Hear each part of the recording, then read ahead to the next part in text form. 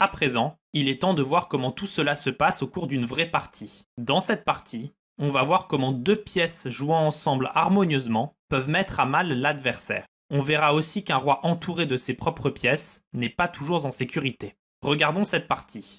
Les blancs commencent par E4, prenant le contrôle du centre et ouvrant les diagonales du fou F1 et de la dame en D1. Les noirs répondent par C6, un coup que nous n'avons pas encore vu. L'idée des noirs étant de préparer le coup D5 pour mettre la pression sur le pion blanc en E4. Les blancs jouent D4, renforçant le contrôle du centre et ouvrant la diagonale du fou C1. Les noirs contre-attaquent le centre blanc avec D5, menaçant de capturer le pion en E4. Lorsqu'une de nos pièces est attaquée, il est normal de s'inquiéter. Rappelez-vous que ce n'est pas un problème de faire un échange équitable. Si vous échangez un pion contre un pion, vous ne perdez pas de matériel. Ce que vous voulez à tout prix éviter, c'est de donner une pièce sans rien avoir en retour. Dans cette position, les blancs peuvent pousser leur pion avec le coup E5, ils peuvent aussi capturer le pion en D5. Ou, comme dans la partie, ils peuvent protéger le pion et développer une pièce avec cavalier C3. Après D prend E4, cavalier prend E4, le cavalier a récupéré le pion en se centralisant.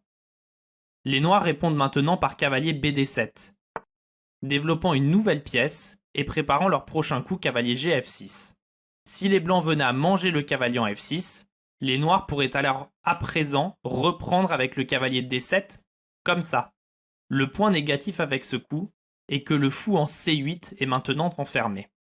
Notez aussi que le roi E8 n'a plus de coup. On verra plus tard dans la partie si cela pose problème. Les blancs continuent leur développement par fou C4, plaçant le fou sur une bonne diagonale. Et, comme vous le savez, il a un œil sur le pion mal protégé en F7. Les noirs répondent par cavalier Gf6, menaçant le cavalier blanc en E4. Les blancs répondent alors par cavalier G5, parant la menace en E4 et se joignant au fou pour menacer le pion F7.